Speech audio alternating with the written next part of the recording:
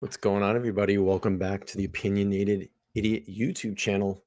It's Sunday night, January 15, 2023, and I hope everybody is having a fantastic weekend so far. My weekend was a little bit crazy.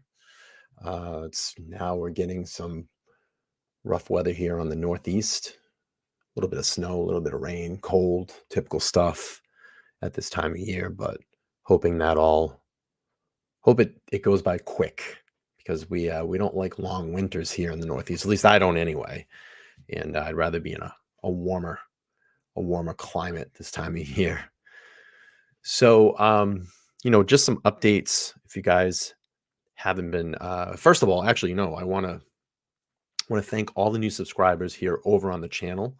I appreciate everybody subscribing. Just make sure you have that bell notification turned on, because every time I drop a new video, you guys will be informed, and especially when I go into a live stream as well, you'll be informed. So, and then, the best thing to do too is to get this channel out in the algorithm for it to grow, is to interact with those videos, leave comments, share, like, all that fun stuff. So had to do all my little pitch and advertisement before we get into the main topic this evening.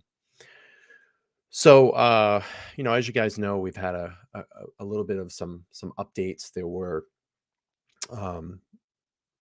two news stories that came out over the last couple of days. 48 Hours did a kind of segment on the Ohio murders and Bryan Kohberger, and then 2020 did a 20 hour, yeah, I wish, a 2 hour, I wouldn't say special, but a program the other night on the Ohio murders and Bryan Kohberger as well. And I found that one to be a little bit more informative. I actually sat down, watched it today. I actually tried to stream it earlier today, but I had a feeling, because it's copywritten material, that they shut the stream down. I probably could have continued to stream and do my commentary over it, but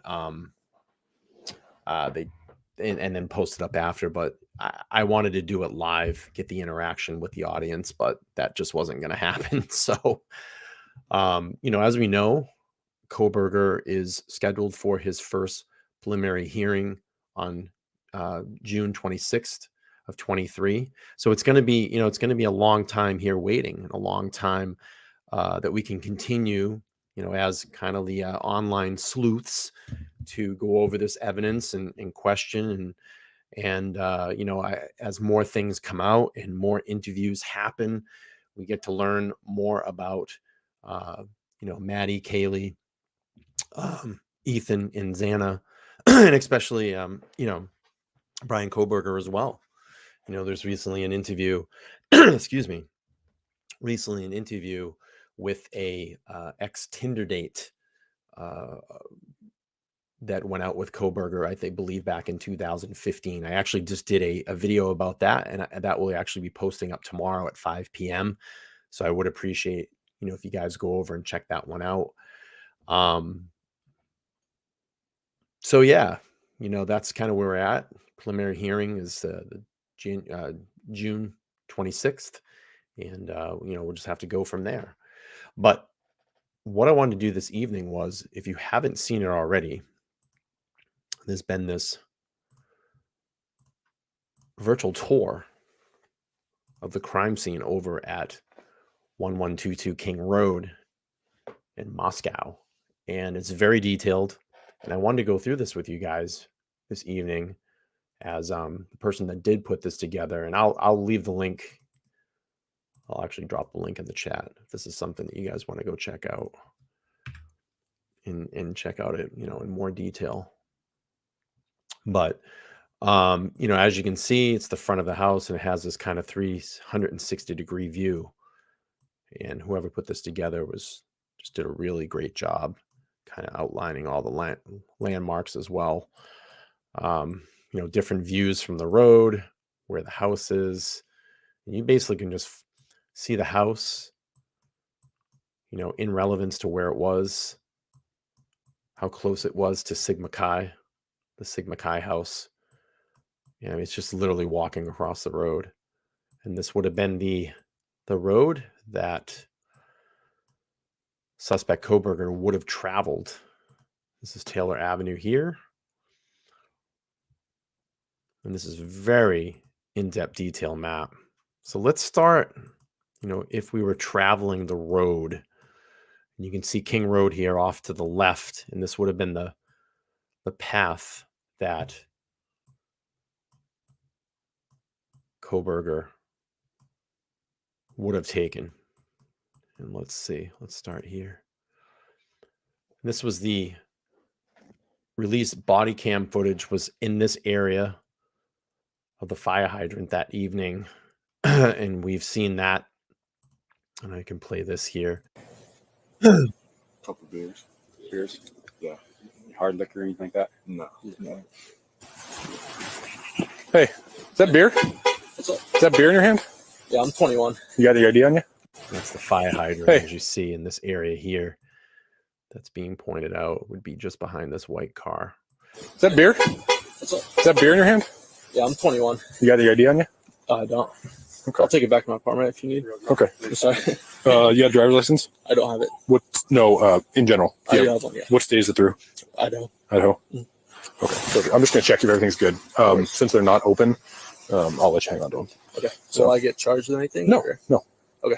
Appreciate But it. it's just enough for me to stop, check, make sure you're 21, No worries. walking Yeah, around I here in get it. public. That was an alarming crime network as Moscow well. 77, check one. We're doing What's that? fantastic I gotta take coverage off or No, let me run this through dispatch. Make sure you're actually 21 and give me a fake birthday or anything. for incidents. doesn't it? Well, yeah. I won't lie to you. It's funny. Yeah, I think that's the first one I've seen. Yeah. One. So if that comes back good, yeah, you're free to go. Are these your boys? No, I don't know them. Okay. You guys taking off on me? I didn't hear you. So Yeah, I'm we sorry thought about you were that. talking. You all three turned around and I pointed my flashlight and you said, "Hey, come here." You guys all turned around and walked away. I thought it was just like a fake person. Honestly. Yeah. Like How many fake people are out here that you've experienced? How's your night going? Pretty good. That's good. Just trying to stay warm. Is that y'all's car right there? Gas. They downgraded us from patrol cars. Gotcha. They gave us hybrids to save on fuel. There you go. Smart move. That lets me know that actually exists. I'll catch you this. All right. No worries. Why don't you guys all have a drink tonight? Couple beers. Beers? Yeah. Hard liquor or anything like that? No. Come on, guys.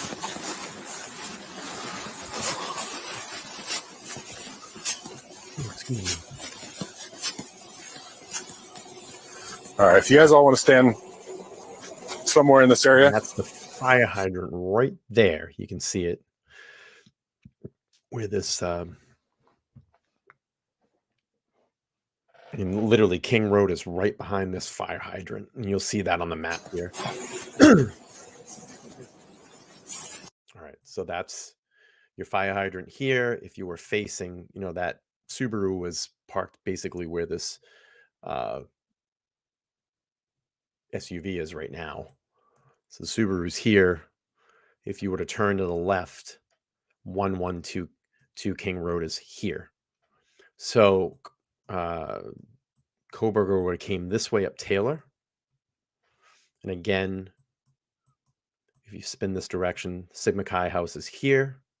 It's where Ethan was and Xana. And now you travel up King Road here. And as you can see, as you get into this neighborhood, it's very congested. There's a lot of houses in this area. And I think that's just what the puzzling thing is that, with all the activity that goes on in this area, that just no one saw anything that evening. But you got to figure these are all students, as you just saw here, that, those students that were caught over near this marker, just in this field over here, actually where this one student's walking up. You have students going at all hours of the night, and that's what's been reported down there in this area, that it's just so much activity, people coming and going at all hours of the night. So you would travel up King. This would be the junction at King. And as you can see, the houses get kind of tight up into this area. I'm not sure. I think up in here is kind of like a dead end area. So now you have the cross of King and Queen. And this is going to take you to 1122. We come into the area here, and they're going to face the King Road residence, 1122 King Road. So let's take a look at these photos here. This would have been, right around the time of the day of the murders. It's another view of the backside of the house. This one was taken on 11/26/22. You have, this looks like an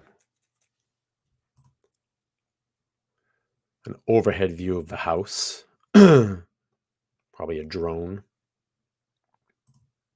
And then this is the satellite view of the area here.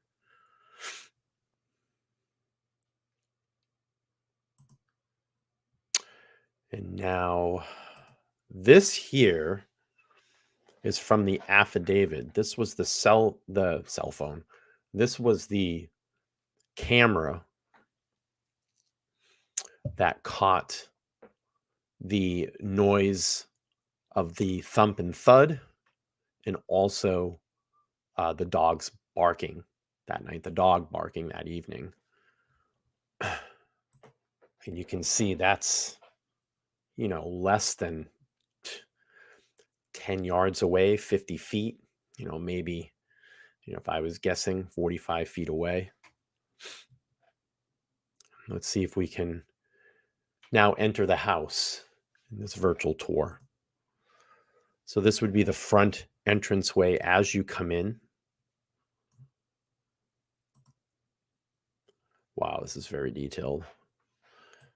I think some of this has just been added in. I didn't see all this last time. This is a news update on January 4th. We'll take that to News Nation. Well, senior national correspondent Bryan Kohberger is back in Idaho. He is pulled over to join us via Zoom. Bryan, thank you so much for a quick turnaround. So we have this new body camera footage from the first traffic stop in Indiana showing Kohberger talking a lot more. Let's play a chunk of it, and then we'll get your reaction. I'm having a hard time hearing you because of the traffic. So you're coming from Washington State University, and you're going where? Wait, I'm not going to go through that there. Let's see. December 22. We've seen all these clips here. This is items being removed from the residence at that time. Idaho detectives continue to investigate the deadly crime scene where 4 Idaho college students were brutally stabbed to death. News Nation witnessed investigators removing several items from the victim's home, including what looks like to be a bed frame. I think this was the day that supposedly was supposed to be the crime scene cleanup, and then it was shut down. And then I think there was a court order put in place, and this may have been a result of that court order. And I would assume if this is a bed frame or a bed, this would be taken back to a lab to see if there's any type of DNA that they could get off this, from the perpetrator or the suspect in this case, which, our suspect right now we know is Bryan Kohberger. So maybe this is to see if they can get any more physical evidence of him being in that home. Actually, I think I remember watching this, but let's and a mattress covered in bloodstains. Now, the judge in this case approving the defense team's request to preserve the crime scene for several more weeks. News Nation's. It's funny. I was thinking to myself today about how it's very interesting how in how some cases in the media get really thrust into the spotlight, and a lot of people will attach themselves to that, as I have in this case.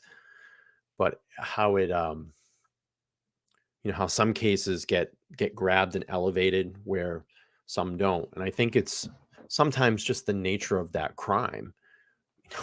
Who really knew about Moscow, Idaho at the time of, before this? Not many people, and I think it just grabs a lot of people's attention because it's such a small community. And then just the violent nature of this crime. 4 people died, in one night, and there's no suspect at that time. There's no, um, no leads, and the investigation is taking forever, and you're feeling like this case may go cold. And it just really draws people in because as you get to know, through interviews with family, friends, and seeing videos, posted of the victims, you start to know these are just regular kids. That's the sad thing about it. They're just regular college kids that had no idea that this was coming. And it's just sad, and I don't want anybody to lose sight of that. I know that Kohberger is in the spotlight now. He's the one that's being talked about, but we cannot forget, the 4 victims of this and their families. It's just truly sad. It really is. Let's keep playing. Robert Sherman is live for us on the ground in Moscow. And to explain what all this means, Robert, what can you tell us? Good evening to you, Kelsey. And when you think about it, for weeks on end, we did not have a suspect in this case. That has since changed, and now Bryan Kohberger's team will have the opportunity to examine that scene for themselves and put together their own defense. New activity at the home where 4 University of Idaho students were murdered, as investigators removed mattresses and furniture outside and carted them away. After weeks of seemingly little movement in the case, the process is now picking up. 28-year-old Bryan Kohberger has been arrested and formally charged with the murders, appearing in court for the first time Tuesday back in Monroe County, Pennsylvania. Less than 24 hours after waiving extradition, he was en route to Idaho, touching down Wednesday evening. There, our News Nation cameras caught law enforcement placing what appears to be a vest and helmet on him. Thursday, Kohberger appeared in an Idaho courtroom for the first time, where both he and the public learned what evidence the prosecution has. In an 18-page affidavit, it was revealed one of the surviving roommates was awake and, quote, saw a figure clad in black clothing and a mask that covered the person's mouth and nose walking towards her. The affidavit also reveals a left behind at the scene a knife sheath that was linked to a piece of DNA from his parents' home in Pennsylvania to be a more than 99% familial match. Additionally, it was determined Kohberger's cell phone had pinged near the home 12 times leading up to the killings. The white Hyundai Elantra revealed to be the key clue law enforcement used to track Kohberger down. In an exclusive interview with News Nation's own Ashley Banfield, the family of Kaylee Gonsalves says if there is a conviction in this case, they want the death penalty. Justice doesn't have a room where you can read books and you can go to school and you can have 3 meals and you can have your vegan diet. To me, that's not justice. Justice is when you leave the planet and the whole world is able to rejoice and be glad that you are not there. Bryan. All right, we've seen that. Some video of the mattress removal.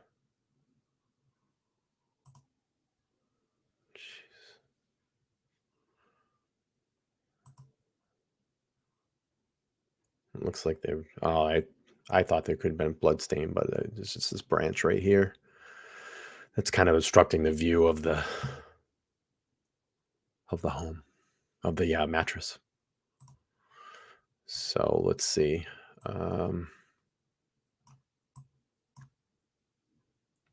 This is the first court appearance. We've seen that. The second court appearance. We've seen that. It's the next court appearance here. June 26th. So it says suspect's preliminary hearing. Bryan Kohberger's preliminary hearing has been set for June 26th at 9 a.m.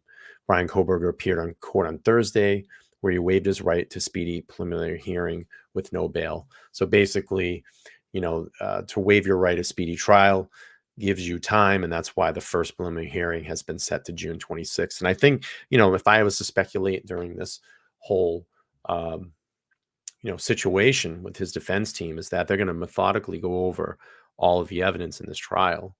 And, like I said, and I've said this in many other streams, that what we're seeing in that probable cause affidavit is not all the evidence in this case.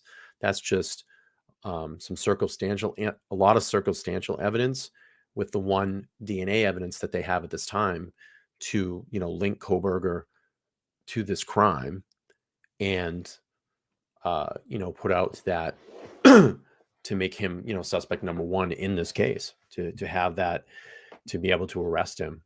And now this is going to give, like I said, give him his defense time to look over all this evidence and come up with a theory or theories as to, one, if he puts in a plea of not guilty, they'll have to explain for that, or they just may look at all this evidence and say, hey, and like I said, you're not going to hear everything in this affidavit. You're not going to hear everything in this case. The time that we're going to hear this is when it's in the courtroom.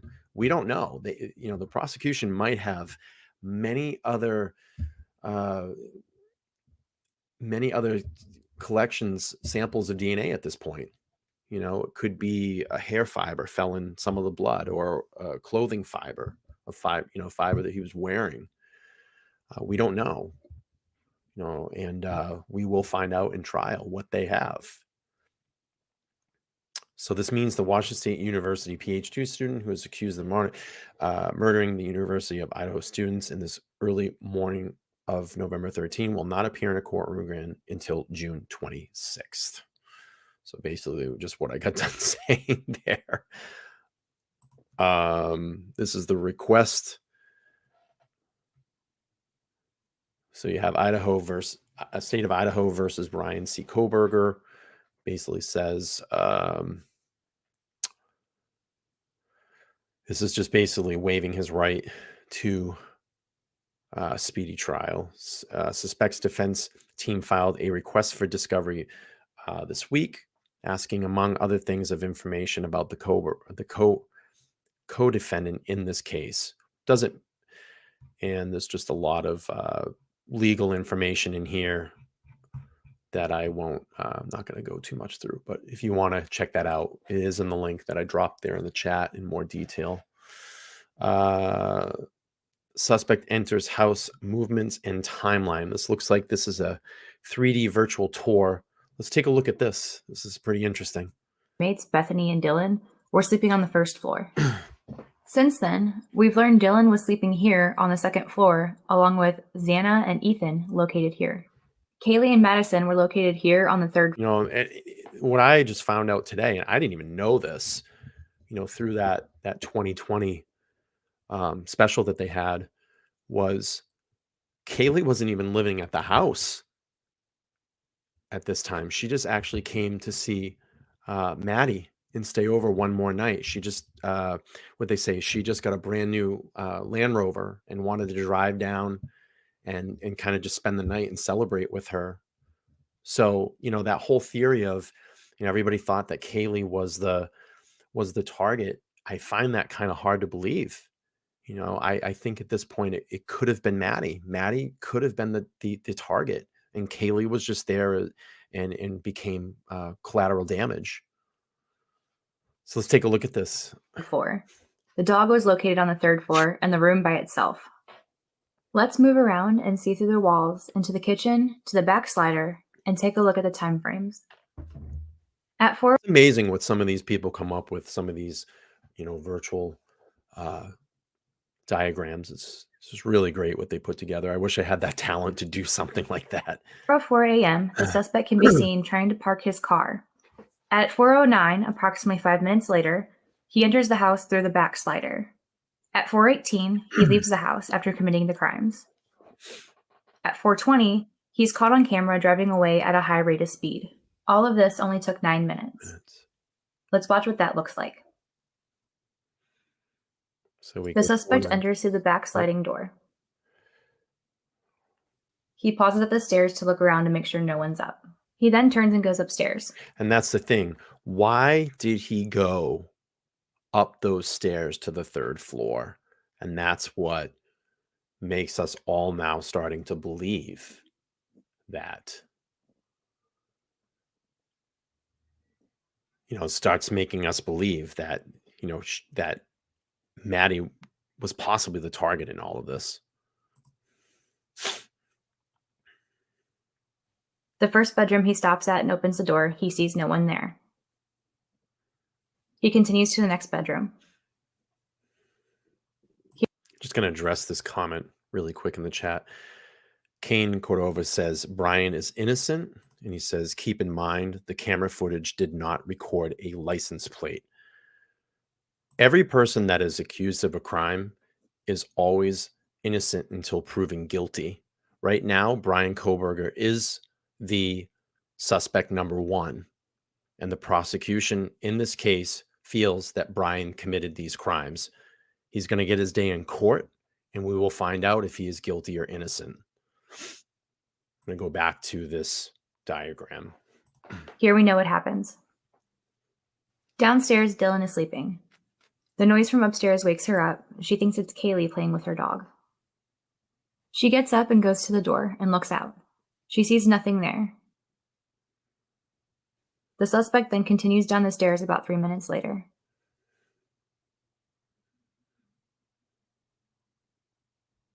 He then heads to Xana's room. Outside, there's a security camera picking up some whimpering, cries, and a thud at 4:17. We've learned that Xana was found on the floor, which might explain the thud. Dylan again hears something and looks outside her door. She sees the suspect. He walks right past her and leaves. Okay, so that was a little bit of that timeline there. And it looks like we have another diagram here. Animation of timeless suspect movements and car journey on the night of the murders. Let's play through this. Hello, this is Gray Hughes of Gray Hughes Investigates on YouTube. If you could hit that like, share, and subscribe button, I would really appreciate it. Hey guys, if you can this do me a is going favor, to mainly focus before we go through this, if you could, please hit that like button down below. I'd really appreciate it. And if this is the first time over here, make sure to hit that subscribe button and hit the bell notification. Leave a comment there in the chat if you feel like you need to comment. We love comments here on the Opinionated Idiot YouTube channel. Let's play through this, guys. in on the description given in the probable cause document of the suspect vehicle and also the DoorDash vehicle that shows up to deliver a meal to Xana Kernodle. That was right around 4 o'clock. It's important to note that Kohberger left Pullman at around 2:53, and then he is first seen on camera in Moscow at approximately 3:26. When he was first seen, he was actually seen in a location that is pretty odd. He was seen at 3:26 at 700 Indian Hill Drive, and it's just sort of off on the side winding street, quite a ways east of the 1122 residence. But all these streets connect in some ways. When you look at it, it looks like he drove up north on 95 and then possibly turned right on Palusa Drive. Now, in this case, when he drove there the first time, keep in mind it only takes about 10 or 15 minutes to drive from Pullman, Washington to Moscow, Idaho, but apparently it took him somewhere around 35 or 36 minutes. So there's all kinds of other roads that are south of Pullman that would allow him to cut across. He winds up in Moscow, Idaho, first being seen at 700 Indian Hill Drive on a surveillance camera. Then he was also seen at a surveillance camera after driving past and through Indian Hill Drive. He gets to Steiner Avenue, and then he turns west, and then he passes a A&W restaurant. And there is a camera there that was put in the news early on, and that's right at that intersection. And then he made like 3 different loops, but eventually he shows up in the area of 1122 King Road, making his way onto King Road at the top and here. Queen Road at around 4:04. But prior to that, we had the DoorDash driver dropping off a meal for Xana. Now, I think that they were able to continue to identify this vehicle because it was missing a front license plate. And interestingly, the state of Pennsylvania doesn't require a front license plate. The state of Washington requires front and back license plates. According to Title 49 Motor Vehicles in Idaho, Chapter 4 Motor Vehicle Registration, display of plate and sticker, license plate assigned to a motor vehicle shall be attached, one in the front and the other in the rear, with the exception of the following. And there's a bunch of exceptions in there, none of which Bryan Kohberger fit under. The vehicle that was traveling around with Pennsylvania plates does not have a front license plate. And that alone really points to it being his vehicle. And obviously, we've learned that he updated his license plates after that to Washington plates, which would be front and back. And that's when he headed back to Pennsylvania after the term was over. He took off. And, interestingly, he did go down to Colorado on the 13th, 900 miles south. So is that where he actually started his journey back home from with his dad? Or did he drive all the way back up and head from Pullman, Washington with his dad to Pennsylvania? So let's get to the video right now. Dylan Mortensen and Bethany Funk both made statements during interviews that indicated the occupants of the King Road residence were at home by 2 a.m. and asleep, or at least in their rooms, by approximately 4 a.m. This is with the exception of Kernodle, who received a DoorDash order at the residence at approximately 4 a.m. Law enforcement identified the DoorDash delivery driver who reported this information. Here is the DoorDash driver. I use the same vehicle for both the Elantra and DoorDash, but changed the color up. So this is DoorDash. Yeah, maybe did something like this, pulls in, and in this location, he would get out of his vehicle. Apparently, with DoorDash, you don't actually speak. And you can see there, this is the camera at 1112. And you can see now in relevance to how far that was actually away. I mean, that's probably steps away, 50 feet, 100 feet away from 1122 King Road. And that was the camera that picked up the dog barking, the thud, and the whimpering. The persons, you just come up, drop the meal off, and dash away. Maybe that's why they call it DoorDash. But they drop off the meal, ring the doorbell, knock on it, and take off. And this is right around 4 a.m. on the 13th. I wonder, I don't know. This might be stupid of me to say this. I wonder if it would make sense because that would be her phone. Yeah. All right. We'll squash that. I was going to say, I wonder if they found out that Xana actually did summons the DoorDash, but it had to have been because that was her phone. So the 8th of November, 2022. I think it's been confirmed. And then just after that, 4 minutes later, suspect vehicle 1 can be seen entering the area a fourth time at approximately 4:04 a.m. It can be seen driving eastbound on King Road. And here's the vehicle. It's just almost the same. Driving eastbound on Queen Road. It's actually Queen Road, not King Road. Yeah.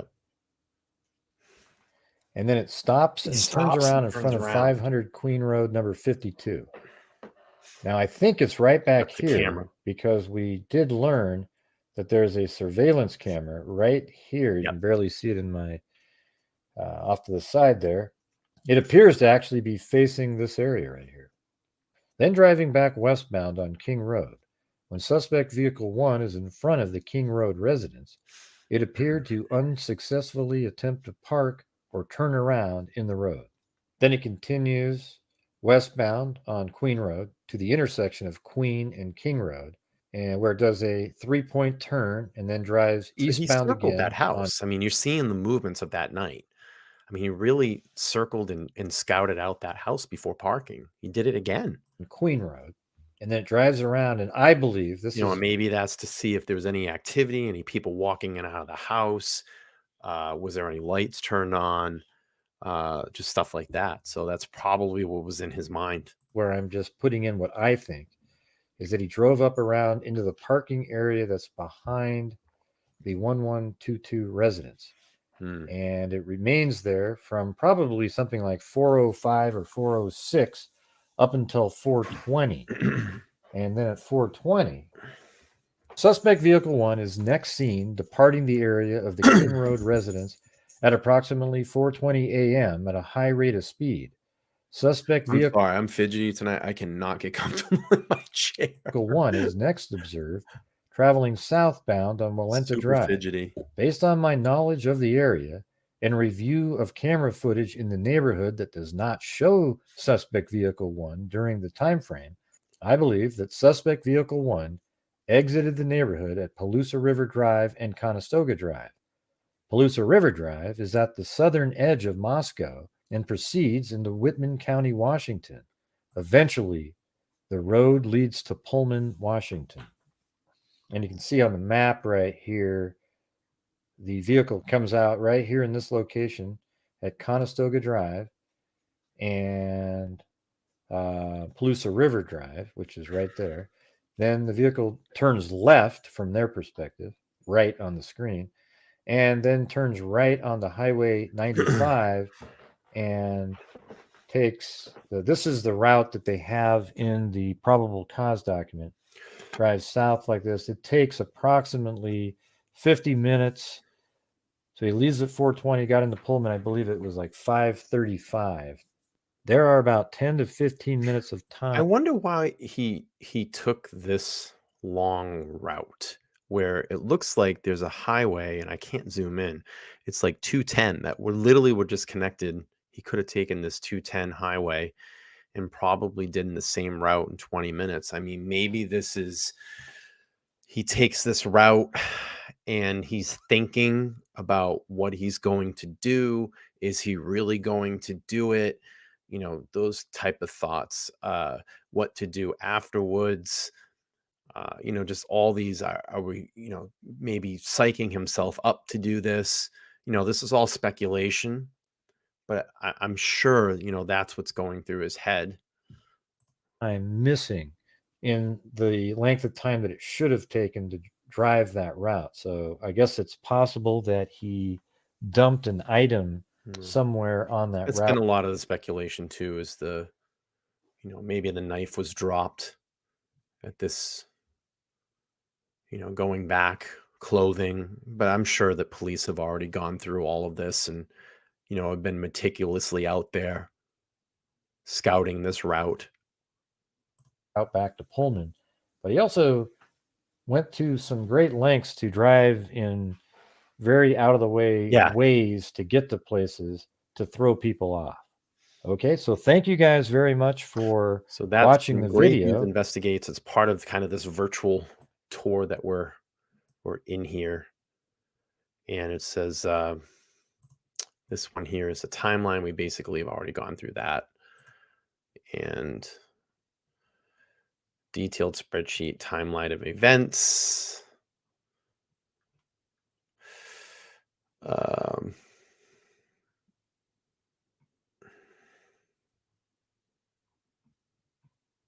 Wow, this goes all the way back to May. Wow, it goes all the way back to May of 2022. So you have May 21st, 2022, Kohberger graduates from DeSales University. On the 23rd, it says Kohberger opens a cell phone account at AT&T in his own name and registers in Allsbright, Pennsylvania address. In June of the 5th, victims begin their lease at 1122 King Road. You got on August 1st, Kohberger moves to 1630 North Valley Road, apartment G, 201 Pullman, Washington. On the 16th of August at 5:30 p.m., officers at 11 King Road are out for noise. And that's, and it looks like over here, it's got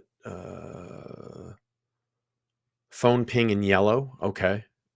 PCA is probably probable cause affidavit. All right, so let's keep going here. Let's see. On 8/21, from 10:34 p.m. to 11:35, Bryan Kohberger's phone utilizing cell resources at the King Road residence. So this is back in August. At 11:37, Farm Road and Pullman Highway.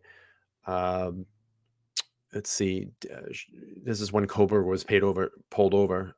Deputy CPL Duke pulls over a 2015 white Hyundai Elantra with Pennsylvania plate, set to expire on 11/31/2022, being driven by Bryan Kohberger. Let me go up to this chat real quick. Let's take a look.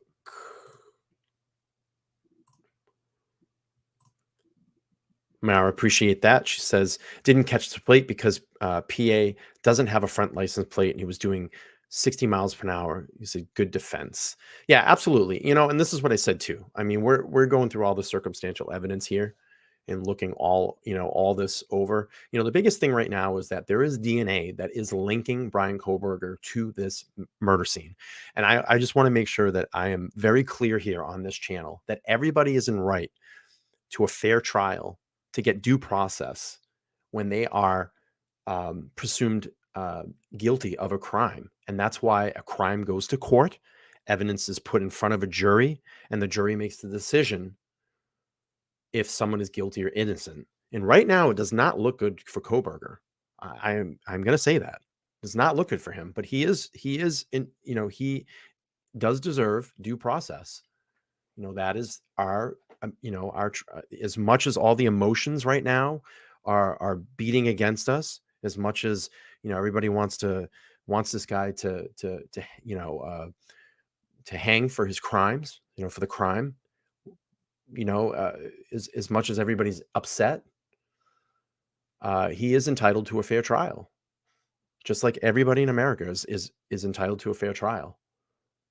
I lean in the direction that he is guilty. And we'll see more. And there are loopholes. But that's a loophole. It doesn't link him to the crime scene. It links him to the sheath. So yes, innocent until proven guilty. That's our justice system. That is very true. But I'm going to tell you right now, and I've said this all along, and I think people losing sight of this, that affidavit that was released is not all the evidence in this case. You're not going to see it. You know, why would the prosecution play their cards right out in the open for the defense? I'm going to tell you, we're probably going to find, and this is purely speculation, but it is a good chance that we find a hair fiber, that we find a clothing fiber, we find more blood evidence that links Kohberger to these crimes. It's a possibility that could happen, but the prosecution is not going to put all their cards out there for the defense. You know, if they feel solid enough that Bryan Kohberger did this, to put that detailed affidavit out to say that he is the prime #1 suspect, I am sure they have a lot more on Kohberger than we are seeing. When you play poker, you have a poker face and you don't put all your cards out there. You play it back. So, you know, that I understand I'm getting very emotional about this. I think because I'm so tied into it. I've been doing a lot of videos here on this channel. I respect and love everybody's comments over here when they interact on the channel. So thank you. But, you know, you have to look at it. All the evidence is not out there, and we will find out. I mean, now the prosecution has five more months to put together to continue to keep putting together this case, to continue to keep investigating. You know, who knows? Maybe 2 months from now, they, you know, trace that route and they find the knife, or they trace that route and find clothes and find a fiber of hair, you know, on that clothing that matches Kohberger. We still haven't even heard the crime lab evidence, and I'm sure you won't hear it until trial, when they swab that car. If there is any of those 4 victims' DNA inside that car, that's it. If they find blood inside that car, that's it. You know, it's going to really convince a jury that this guy committed these crimes. So let's keep continuing through this timeline. This is very, very interesting. So on 8/22/22, first day of class for 3 courses at WSU that Kohberger was a teaching assistant for. You got 9/1, that's September 1st, 22, noise complaint at 11 King Road. You have 9/2, another noise complaint at 12:36 a.m. at 112 King Road. And then now this looks like the fall semester of 22. So in between 9/2 and 10/12, Bryan Kohberger applied for an internship at Pullman Police Department.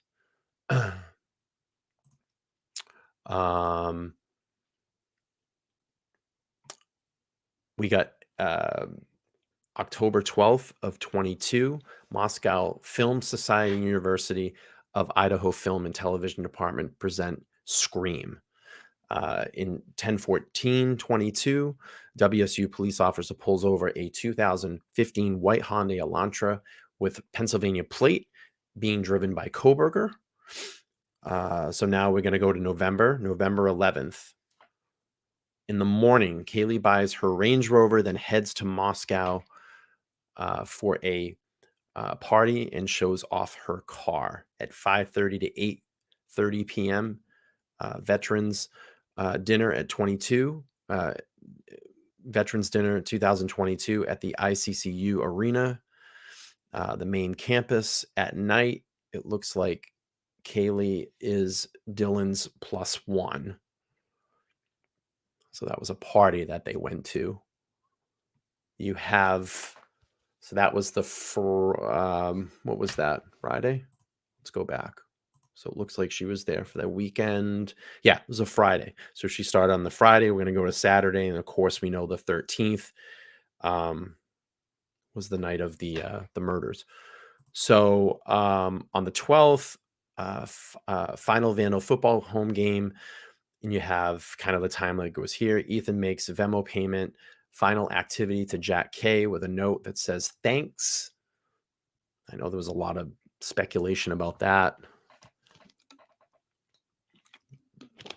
BF observes Ethan and Xana at Sigma Chi House at 10 p.m. to 1:30 a.m. You have Kaylee and Maddie at the food truck, and that's been on close camera footage outside the Corner Club at 10:04 to 10:16.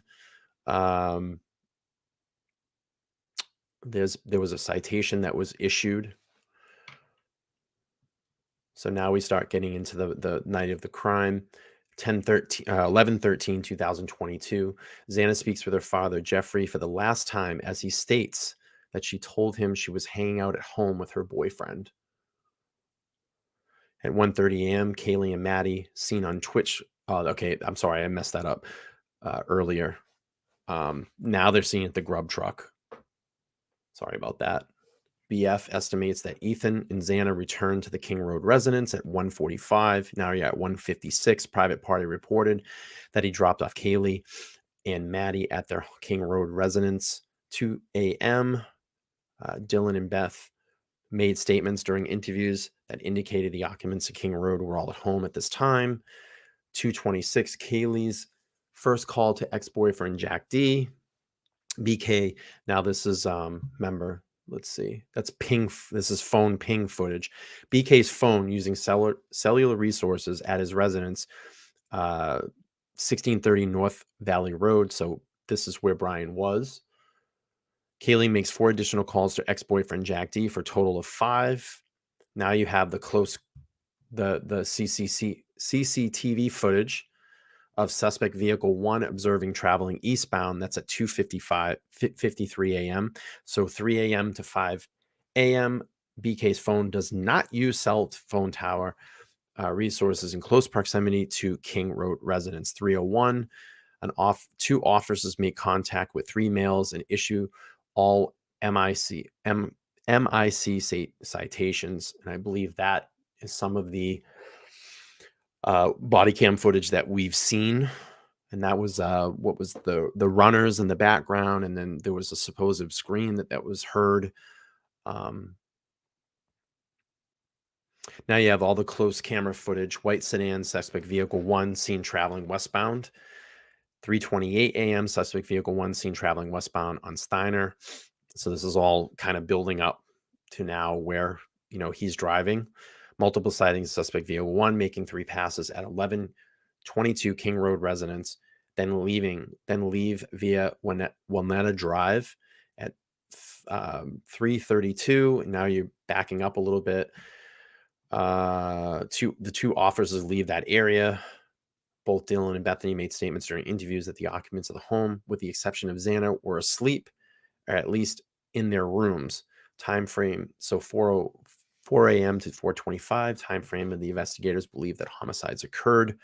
4 a.m. Xana receives a DoorDash delivery at the residence. You got 4 a.m. Dylan was sleeping in the second floor bedroom when she awoke by what she sounds like Kaylee playing with a dog in one of the upstairs bedrooms. And as we know, the dog was by itself up in that right-hand bedroom, third floor. Short time later, Dylan hears who she thought was Kaylee say something to the effect of, "There's someone here." God, that's so creepy. Dylan looks out of her bedroom, didn't see anything.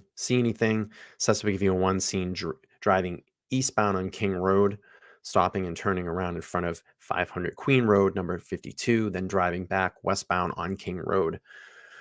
Suspect vehicle 1 appears to unsuccessfully park or turn around in front of 1122 King Road and continues to the intersection of Queen Road and King Road, where it can be seen completing a 3-point turn, then drive eastbound again down Queen Road. So now you have 4:12 a.m. forensics download of Xana's phone showed she was likely awake and using TikTok. Dylan opens door at second time, and what she heard she thought was crying coming from Xana's room. She then heard a male voice say something to the effect of, "It's okay. I'm going to help you." Dylan opens the door for the last and final third time after she heard crying and saw a figure walking towards her in black clothing, a mask that covers a person's nose and face. She describes the figure as 5'10", a taller male, not muscular, but athletic built with bushy eyebrows. Male walks past Dylan as she stood in a frozen shock phase, and he walks towards the back sliding glass door. Dylan locks herself in her room. Security camera at 1112 King Road picked up a distorted audio of voices and whimpering, followed a loud thud. A dog could be heard barking numerous times. 4:20 a.m. suspect vehicle 1 departs the area. Suspect vehicle travels down Wilnetta. At 4:48, BK's phone starts hitting the cell phone towers again. He's traveling back to WSU. You got BK's phone at 5:30, utilizing cell resources, providing coverage at Pullman, Washington, consistent with phone traveling back to BK's residence. And then at 6:47 a.m., you have sunrise, and then he's got all the cell tower. This is where I think, that oh shit moment where he probably said, I left that sheath, or he went back, to the residence at 9:32 to see what was going on. Often people, they find even in arsons, will go back and watch a house burn because that's where they get the high. Maybe he was going back to get that rush again, or to go back to see if there was any activity to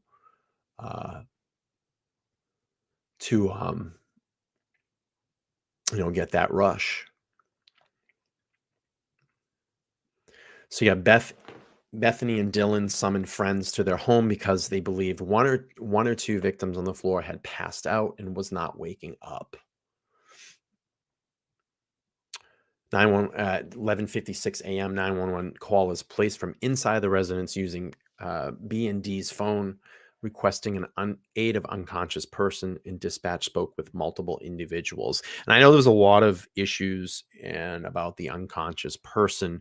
And I was actually reading an article, I think it was the New York Times, that basically said that when there is a call that is into 911, and I think it's just their general rules of that area, that if there is not if there's not clear enough data, that it will go into the 911 log as an unconscious person. So that basically will start emergency services to that area. Let's see, 11:58 a.m. officers respond to 1122 King Road, the unconscious person call. Yeah, it's... And get up to this chat a little bit here. Hold on, guys. So Ryan's asking, what did Dylan do after that, though? Exactly. He's got the kind of that face there. Mara's saying, I think by this time she had an idea of what happened and really was in shock. I can't imagine any of this actually happening to me. I honestly don't know what I would do. It's kind of that flight or fight syndrome in people.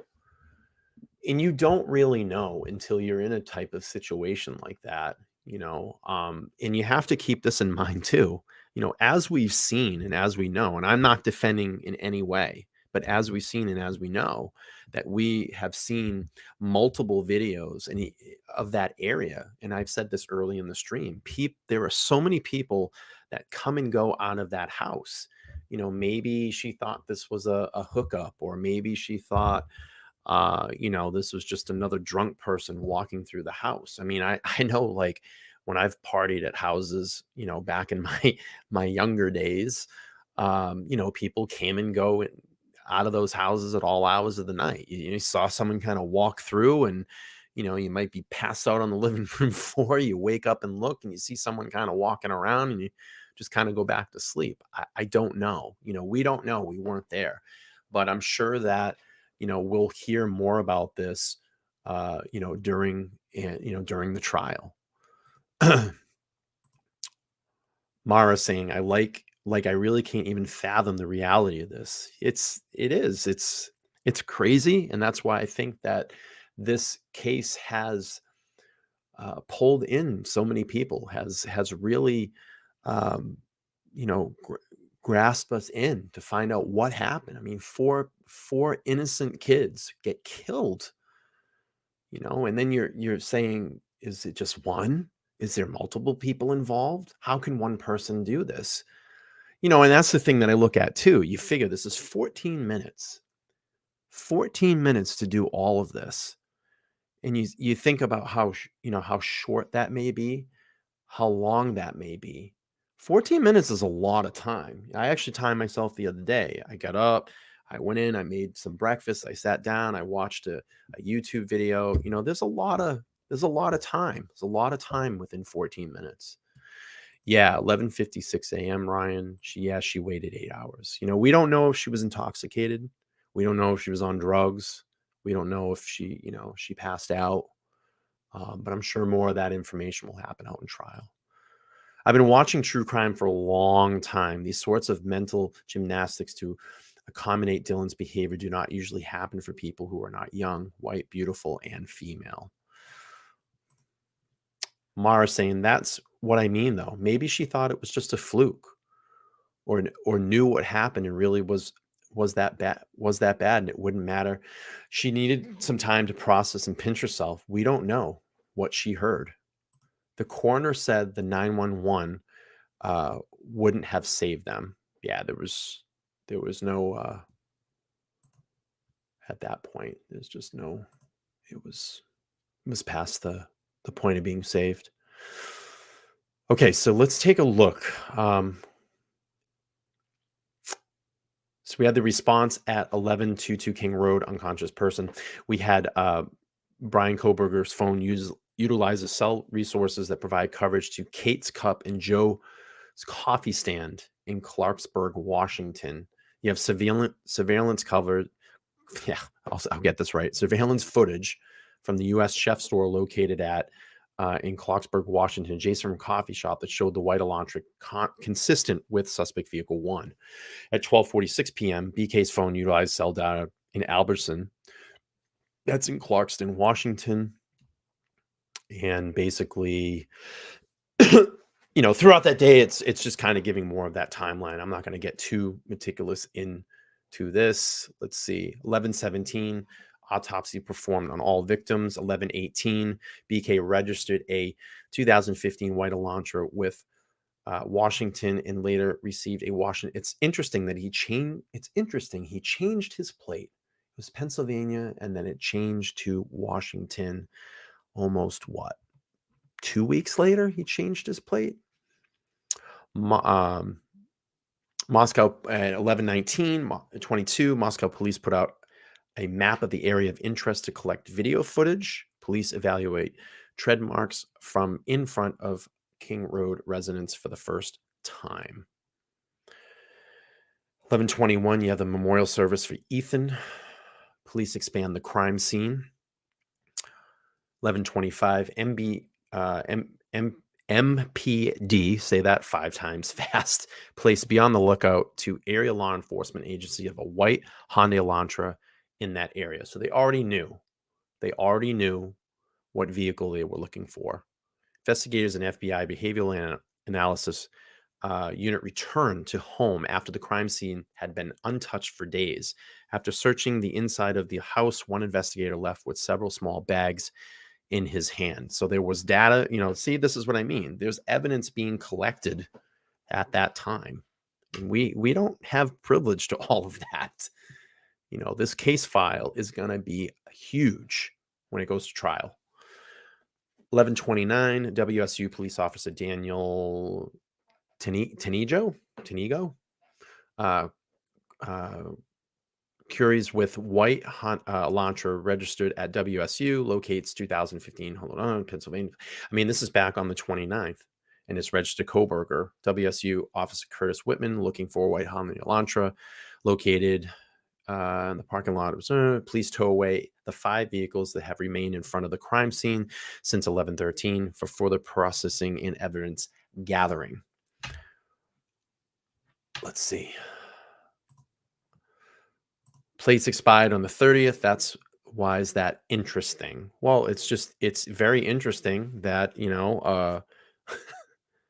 why would he switch plates? He had a Pennsylvania plate and he switched it to a Washington plate, Ryan.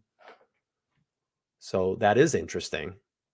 Why go through all that? Why not just register it back out in Pennsylvania? You're not going to stay in Washington forever. You're only out there for grad school. Let's see. 12:02, BK gets haircut at his regular barbershop, Power Shop Barbershop, by his regular barber, Rose Perez, who's been cutting his hair since July of 2022. And 12:03, private security company now guarding the crime scene. 12:07, police ask for public's help in locating the driver of the 2011-2013 white Honda Elantra. I mean, I get all that. I understand what you're saying, Ryan. I mean, I've moved out of states to different states, and to not deal with the whole having to register, knowing that I was only going to be out there maybe for a year or 2 years on a contract, and I was going to move back to my home state. I've used, continue to use that plate, or my parents' residence to continue to use that plate, to not have to, keep moving my plate around to different states. Mara's saying some states make you, if you plan on being there for more than 3 months. Yeah, they can make you, but you don't have to. You can leave your plate and insurance in a state that you have lived in. Choose your parents' address or an address. She said Mississippi did. So let's see. 2:14, Pullman police are called to apartment on the 1000 block of street for a weapons offense where a man reportedly threatened to kill his roommates in their apartment. Interesting. 12:15, after unsuccessful negotiation, escalating behavior, and continued danger in public offices, the male was shot by a member of Whitman County Regional SWAT team. And that was what we heard about when Kohberger was traveling back with his dad, he talked about they actually talked about that on the police video. On the body cam footage, you actually pick up that conversation. His dad says, "Hey, there was a SWAT team shooting back at WSU." Let's see, 2015 White Elantra is in Hancock County, Indiana, so they're on their way back now. Autopsy report for Ethan Chapin is complete. In the 12/16, surveillance video shows BK Elantra in Albright, Pennsylvania, with only one occupant on whose description was consistent with BK. 12/23, search warrant number 1, specific to BK, granted to review historical phone records of only between 11:12 at 12 a.m. through 11:14 at 12 a.m. Search warrant number 2, specific to BK, provided historical CSLI from 6/23/22 to current prospective location information at a pen registry and tap and trace on BK's phone. So you have now the 27th. The agents recover trash from Kohberger's family residence. 28th, the Ohio State Lab reports that a DNA profile obtained from the trash and DNA profile obtained from the sheath identify a male as not being excluded as the biological father of suspect's profile. On the 29th, motion to seal application for the search warrant. You have the probable cause order and warrant to arrest Kohberger. The criminal complaint is filed at the fort. Wow, they really moved fast that day. They went from in about less than 30 minutes. Affidavit of probable cause, Exhibit A, state of Bryan Payne filed with the court. Now on the 30th, Pennsylvania State at 1:30 a.m., Pennsylvania State Police serve arrest warrant at the Albrights, PA address. That's Bryan Kohberger's parents' house. 7:30 a.m., multiple unmarked law enforcement vehicles seen in front of Kohberger's Washington apartment. So they're already securing all the scenes. 9:30 a.m., order appointed public defender and evidence filed. At 3 p.m., celebration of life for Kaylee and Madison at Lake City Church. 3:59, order to preserve crime scene and evidence signed by the judge. Application for search warrant in Washington is sealed. So you got the 3rd now. We're in January 2023. Extradition hearing for Bryan Kohberger. Stipulation for non-dismissal order filed and the non-dismissal order signed by judge. On the 4th, Kohberger leaves Pennsylvania jail for Pullman. By 7 p.m., Kohberger arrives in Moscow. On the 5th of January, initial appearance, state versus Bryan Kohberger. Probable cause affidavit is released. And then the mid-morning, you have state versus Bryan Kohberger, entry case removal from Odyssey. And then you have on the 10th, request for discovery filed by Kohberger. And that's where we're at. This is where we're at now in this trial. And June 26th, he will be in front of a county to get his first hearing. So let's keep going through the residents here. Looks like there was an update here on the 15th. Let's see. Oh, there's a contact for virtual. And Ashley Benfield reads a heartfelt statement made by Idaho victim Ethan Chapin's mother on Facebook, in which she speaks about what a kind person her son was. So let's play through that. Before we go tonight, I want to end with a heartfelt message that Ethan Chapin's parents wrote about their son. His mom, Stacey Wells Chapin, posted it today with a really beautiful picture of Ethan and his siblings when they were really little. And this is what she wrote. It's very sweet. We have spent the last 8 weeks, besides the obvious, focused on Maisie and Hunter. Those are Ethan's 2 triplet siblings. Cards, talks, walks, hikes, tears, you name it. Yesterday, we successfully dropped them off back at the University of Idaho. This is the sweet part. Hunter was very glad to be back at the fraternity, and Maisie was warming up to the idea, but it was so good to hear all of the girls squeal with delight upon seeing her. It did this mama's heart good to hear it. The support from the University of Idaho and the Moscow Police Department and the Idaho State Police has been profound.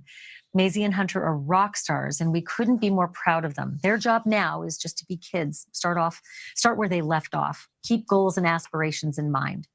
For an update, anything Ethan had is now frozen with the defense. For us, it involves 2 vehicles, E's belongings, and a nice set of golf clubs. We've met with prosecutors, handled media inquiries, hopefully respectfully, managed, grieved, talked, and continue to try and process our new normal. However, nothing has changed. We spend no time being angry. That would be energy not well spent, and it wouldn't change the outcome. We have to look ahead. What we've confirmed, Ethan is who he was because of our family. His foundation was unwavering. He was so loved, he didn't know any different. He was profoundly supported, and our family of 5 was different than others and so very special. He loved unconditionally. He was loyal to us all. He was inclusive, carefree, happy, just the best person you could ever meet. The stories are endless and amazing. He touched lives we had no idea existed. Ethan was incredible. We did a great job. We will still do a great job. And as always, we are eternally grateful to so many of you. We can't possibly reply to all of your notes, but we read them all. And your kindness and support mean the world to us. And she ends her post with a quote from an American philosopher and theologian. And I shall allow the memories to prod me into doing better with all those still living, by Nicholas P. Wolterstorff. And she signs it Jim and Stacy, and ends with that really sweet picture. It's just something else to see those triplets and to know that Ethan's siblings are back at the University of Idaho and with their new normal, trying to live a new university career, a new college career, given the fact that everything has happened to them, and our love and support goes out to that family. Thank you for watching. It's tough to watch.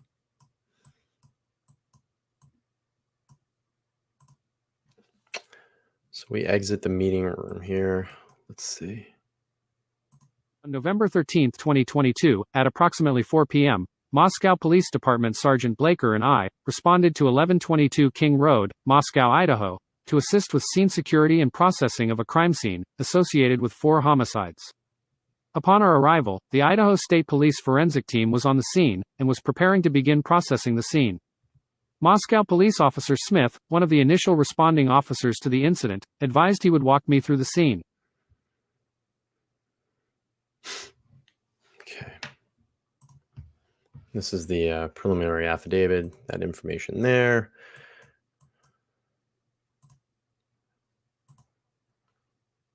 This is bedroom 1A.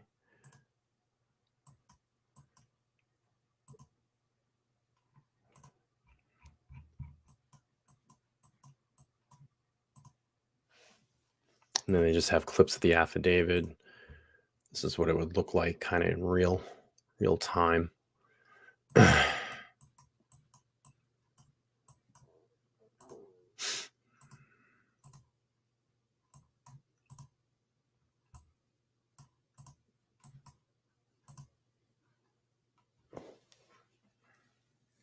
This image is from Xana Knodl's Facebook page. It shows a mattress she wanted to sell.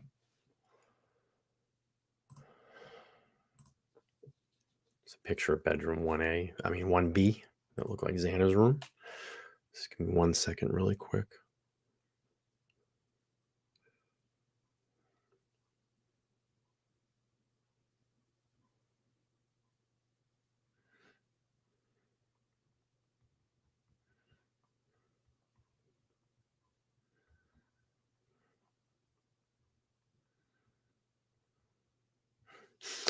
Okay.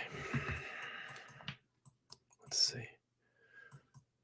This bedroom was vacant at the time of the murders. Okay, so this was a vacant bedroom. We already went into this here.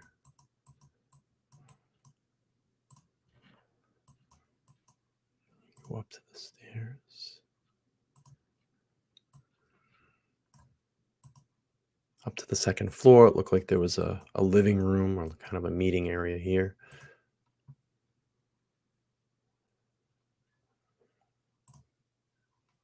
I already did this. I don't know why I keep going into this room.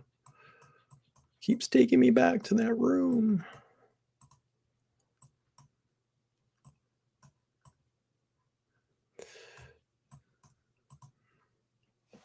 And be a view from that top of the stairway. Officer Smith and I entered the King Road residence through the bottom floor door on the north side of the building. Officer Smith and I then walked upstairs to the second floor. Officer Smith directed me down the hallway to the west bedroom on the second floor, which I later learned, through Xana's driver's license and other personal belongings found in the room, was Xana Kernodle's room. Just before this room, there was a bathroom door on the south wall of the hallway. As I approached the room, I could see a body, later identified as Kernodle's, laying on the floor. Kernodle was deceased with wounds which appeared to have been caused by an edged weapon. Also in the room was a male, later identified as Ethan Chapin. Chapin was also deceased with wounds later determined to be caused by sharp force injuries. And that's a piece of the affidavit here, and they just made it an audio clip as well. Wow, your son's name is Ethan. Wow. So here's the bedroom here. Let's see. Officer Smith and I entered the King Road residence through the bottom floor door on the north side of the building. So it says Ethan was found in bedroom, looks like here. This is for the wall where the red substance is seen trickling down the foundations at the rear of the house.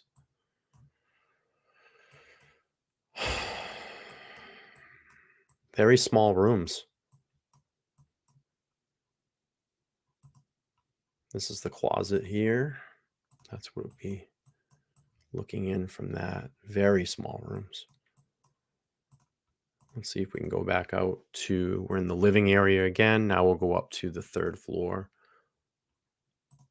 If we can get up there, let's see. Students, TikTok. Oh, let's see this. This is the stairway going up. It looks like this is a TikTok from Kaylee's account.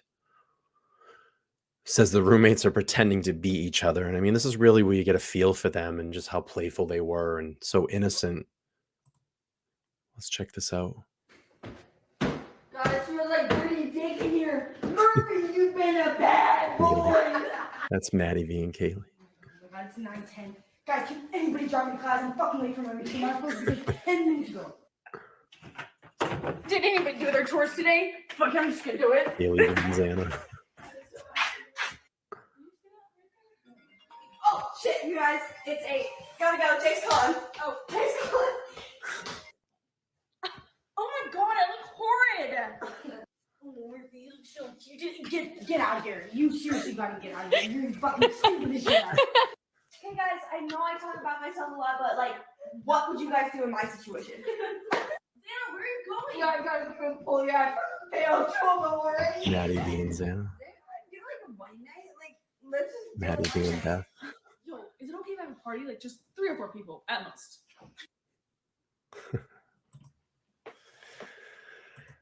Oh boy. So now you travel up the stairs here to the third floor. You have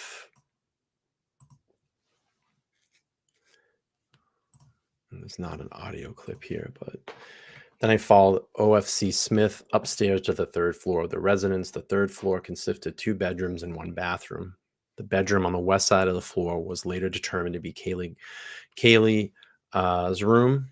And I later learned from the review of Officer Nunez, body camera, that there was a dog in the room when Moscow police officers initially responded. The dog belonged to Kaylee and her ex-boyfriend, Jack. I found out from my interview with Jack on November 13, 2022, as he and Kaylee shared the dog. And it says Murphy the dog was in the room during the murders. And that's the picture of Murphy. What a cute dog. Such a cute dog.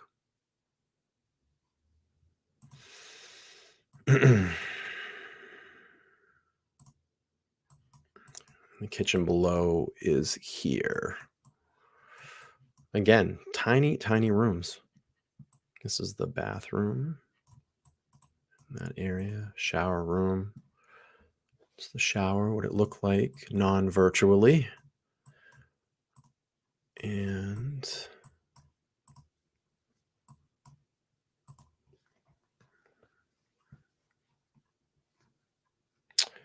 external view showing Madison Mogen's third floor window.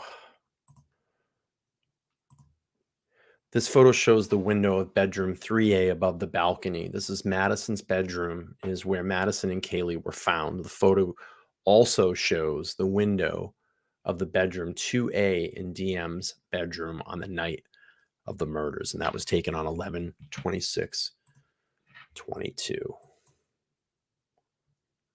As I entered this bedroom, I could see two females in the single bed in the room.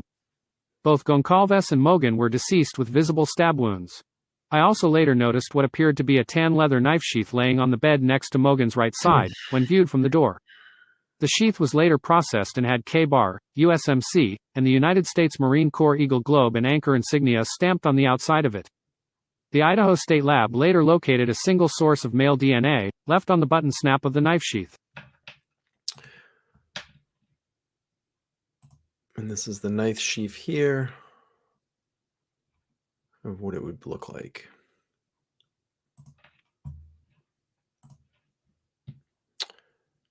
Mara is saying, I have basically the same dog. Is that Bishpoo? Named Charles. That's why I think Dylan thought they were playing. His bark is the same either way. That is so interesting.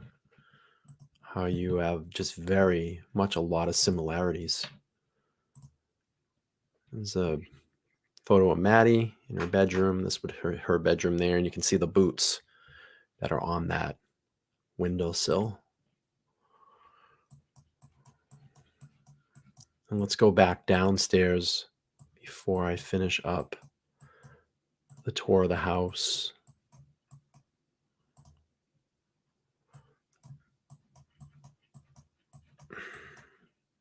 And this is the confirmed entry point here. So it says the male walked towards the backsliding glass door. DM locked herself in the room after seeing the male. DM did not state she recognized the male. This leads investigators to believe that the murder left the scene. And there's the kitchen photo here, and you can see it kind of walks right out into that kind of landing where the bushes are. And this would have been the bedroom here that DM was in. So again, if this is something that you guys want to review, I'm going to drop it again in the chat and you guys can go over it. And if you want to just look through and kind of get a feel for King Road yourself, so I'm going to close that one up.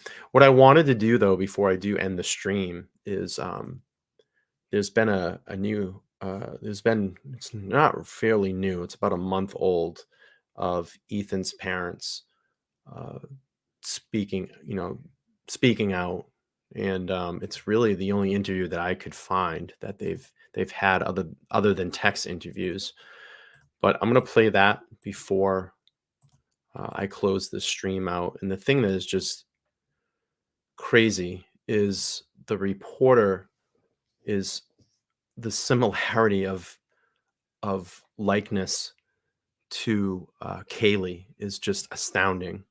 But let's play through this and then we'll finish up the stream here. Can you first just tell me how you guys are doing? That's a tough question. That is a tough question. Just gonna throw some headphones on. It's not something you ever expect to hear, ever. Like the call we took from our kids who were there, and you just expect to outlive your kids. Honestly, I don't know. It's heartbreaking. We're just trying to process it. It's not a call that you think that you're going to have to speak with the funeral home directors and the FBI and have it hit national news. I mean, we're more concerned, Ethan was a triplet, and that's a big thing. There's a couple of things. Ethan was a triplet, and that's the most important thing for us because we have these other 2 kids that are very impacted by this, and they need to be lifted up and cared for. And I think the other thing that's important to us is the reason why we've agreed to do this is, number one, you're local. And number 2, it's important for us to get Ethan's story out. We don't really want anybody else representing him. And it's hard to have people speaking on his behalf. So we think it's best for us to do this. And you did say, of course, that he was a triplet, and looking through the pictures he sent, like you said, they seem to be always together. I mean, did they all go to high school and then college together also? Elementary, high school, everything, college, they all went to the same university. Yeah, I mean, everything. We travel, we play, we hike, everything we do is all of us together. I mean, we're a pretty tight family. Did you say that they were the ones that called you about this happening? Yeah. Yes. And then are you guys all back together now? We are. Yeah, we're in our home in northern Idaho, our summer home. We're going to be here for a couple days just to regroup a little. Yeah. And can you just tell me a little bit about Ethan? I think I was told he was very athletic. I think he played, was it basketball and tennis or basketball? Just tell me a little about his interests. What did Ethan like to do? Anything. You name it, he played it, literally. Yeah. I think we just watched a thing from the university, spike ball champion, volleyball champion. I mean, right? I mean, he just literally would play and do anything. He played club soccer for years. He played, we traveled, all of our kids are athletic, and we traveled every weekend, and he was involved in anything. He just literally, he was, I don't know. He just loved to play everything. He did. All he the loved sports. I mean, our love language with him was sports. Like, I literally watched, I follow like NFL football so that I can literally have a conversation with Ethan, because I could, send him a text message, and, that was I don't know, just everything. I don't know, that and country music. I mean, he's funny. He literally, we were trying to have a conversation really quickly about our favorite memory. We can't come up with one. I mean, he literally lit up every room, everybody. He was friend to all.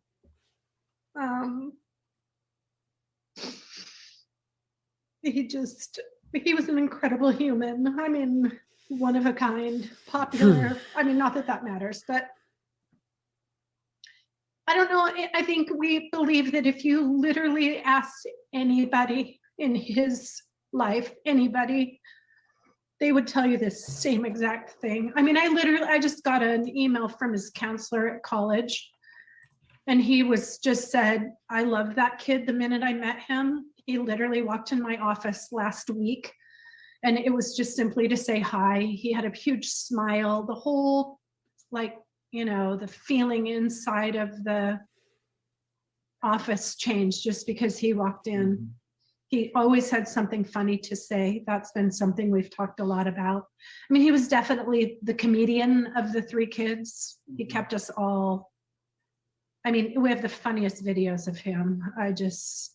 It's heartbreaking. It's just so heartbreaking to see this and hear it. He's just a good kid. He's a good kid. Kind to all. I mean, you can see this. You can see they're just so broken. I mean, his dad is so broken. It's terrible.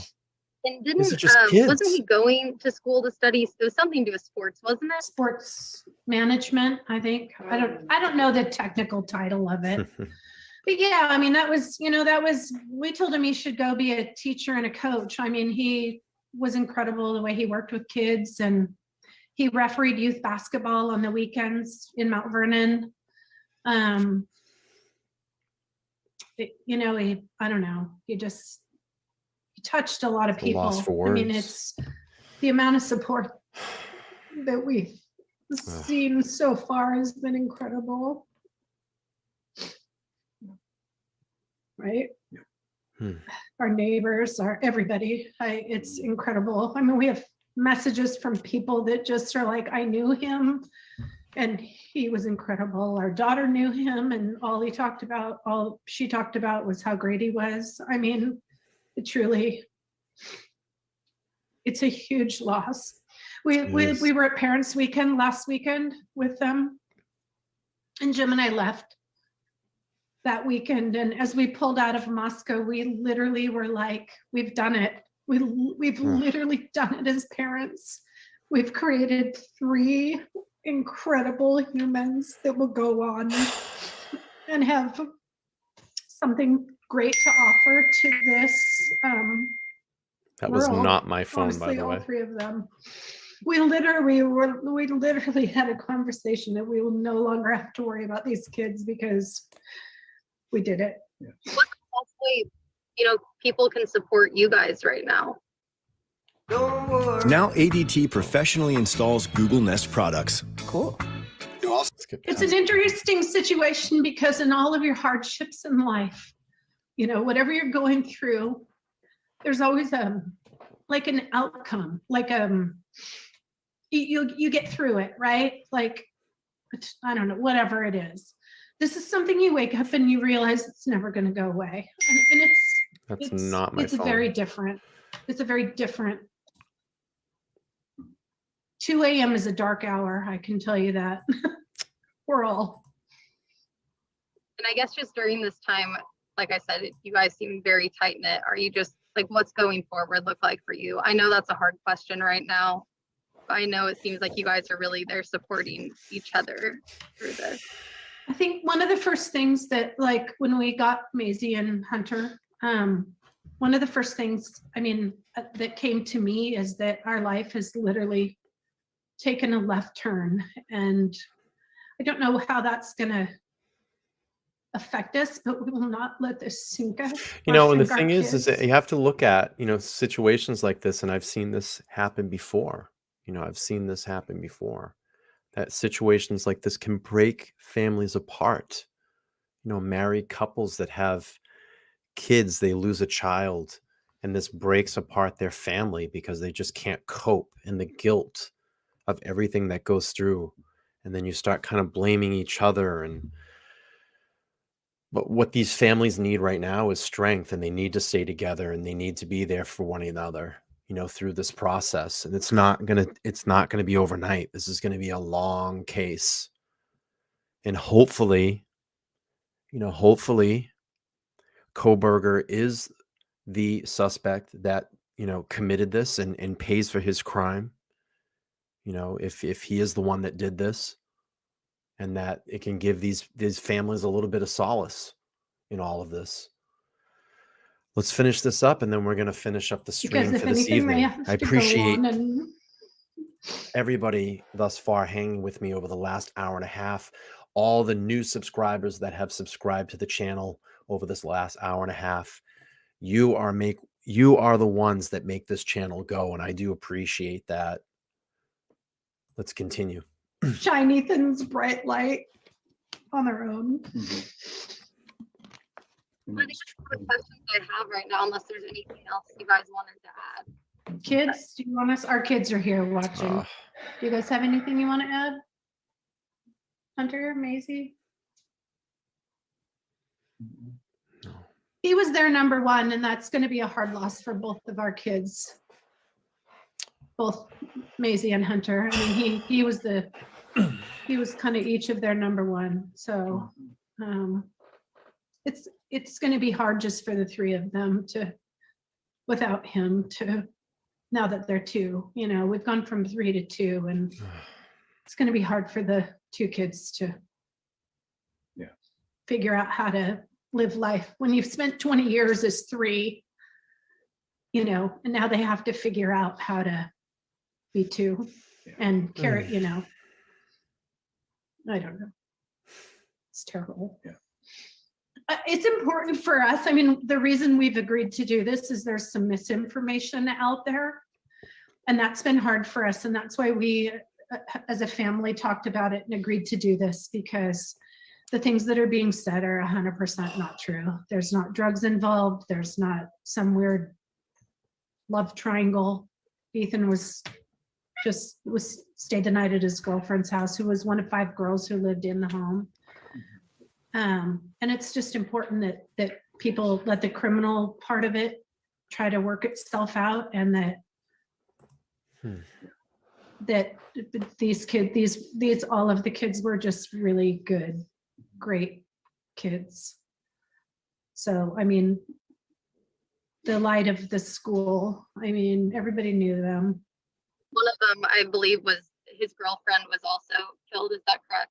Yes, Xana. Yeah, they were in the same room. And I think that's all the questions I have, but I really do appreciate you guys sharing more about Ethan so we can understand more about him and share more about him with, Western Washington and the community here. Thank you. Thank you so much. And that was Ethan Chapin's parents. That interview was about a month ago. And that's really, I mean, the only interview that I've seen of them speak. I know Kaylee's parents have been very vocal. They were involved in the 2020 interview that was aired about 2 nights ago. So, that's where we're gonna leave this stream for this evening. I want to thank everybody this evening for hanging out here the last hour and a half, and we'll keep following this case as new details come up. I have a video that's going to be dropping tomorrow. It is Bryan Kohberger's Tinder date. Some information about that. That'll drop at 5 p.m. tomorrow. And I would appreciate you guys all going over there, interacting on the video, because it helps push, my videos out in the algorithm, helps get me closer to being, I'm only at 60, where are we at? Let's take a look. I know I picked up some new subscribers today, but hey, 72, not bad. We're doing all right. I do have another channel that is monetized, but I haven't been doing any content on that channel for quite a while because I wanted to start fresh and do something different here. So that's why you're here. It's been a long time to go before monetization, but I do appreciate it, everybody. Please, before I go out or on the way out, hit the thumbs up button. It does help the stream along. I want to thank Mara for really contributing tonight in the chat. It was really nice seeing you over here. Hope I can see you again. Ryan had some chatting in here as well. And that's really the only people that really chatting this evening. So it's good. The feedback is good. I love the chats. I appreciate everybody. And we're gonna end this one up. So happy Sunday to everybody. I hope everybody has a amazing rest of their evening and rest of the week. I'm going to try to get some content out for you this week, maybe some live streams as new information comes through. And like I said, we got a long time to go in this case. There is another case that I may be following here pretty soon, and maybe we'll just start pulling some information on that here too. So everybody, thank you so much this evening. I will see you all again. Like I always say, opinions are like assholes, and everybody's got one. I'll see you next time, guys. Have a great Sunday. Bye.